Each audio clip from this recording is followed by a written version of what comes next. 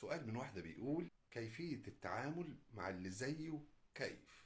تتكلم هنا عن الراجل الصامت. لو عمرك بقى عملت كده، خدي بالك وبلاش تتسرعي إلا بعد ما تعرفي التفاصيل اللي هقولها لك دلوقتي. الراجل الصامت عموما لما بيعجب أو بيحب، عيونه هي اللي بتتكلم. الراجل اللي واقف في زاوية كده وبيراقبك بعينيه، وطبعا خايف يبين أو يوضح مشاعره ليك. تعالي نفهم بقى إزاي تتعاملي معاه. ما تحاوليش تفتحي مواضيع كتير معاه.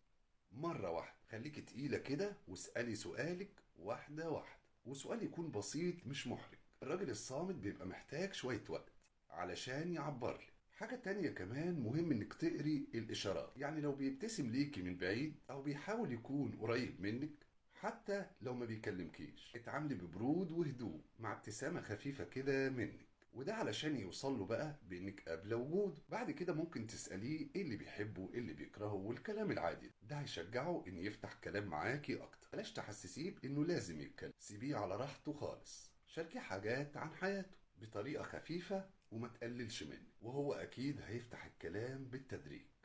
اوعي تخلي صمته ان يخدعك، ده علشان ما تبعديش عنه، يعني ما تاخديش قرار وتبعدي عنه. لان الراجل اللي بيتكلم باحساسه مش بلسانه ربما افضل من الشخص المتكلم كتير. خليكي واضحة وصريحة مع نفسك وقريبة منه.